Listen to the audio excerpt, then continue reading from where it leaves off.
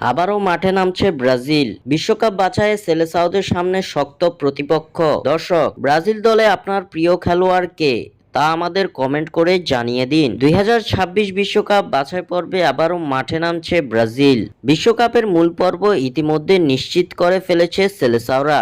তবে বাছাই পর্বে এখনো ব্রাজিলের সামনে বাকি রয়েছে দুটি ম্যাচ, যে দুই ম্যাচ কেবলই পরিণত হয়েছে নিয়ম রক্ষার ম্যাচে। যে দুই ম্যাচের মধ্যে একটিতে ড্র এবং অপর এক ম্যাচে জয় তুলে নেওয়ার মাধ্যমে 2026 বিশ্বকাপের মূল পর্ব নিশ্চিত করে পাঁচবারের বিশ্ব চ্যাম্পিয়নরা। আগামী সেপ্টেম্বরে আবারও মাঠে নামতে চলেছে সেলেসাওরা, যেখানে তারা খেলবে দুই ম্যাচ। যে দুই ম্যাচে তাদের প্রতিপক্ষ চিলি ও বলিভিয়া। আগামী 9 সেপ্টেম্বর চিলির বিপক্ষে ও আগামী 14 সেপ্টেম্বর বলিভিয়ার বিপক্ষে লড়বে ব্রাজিল।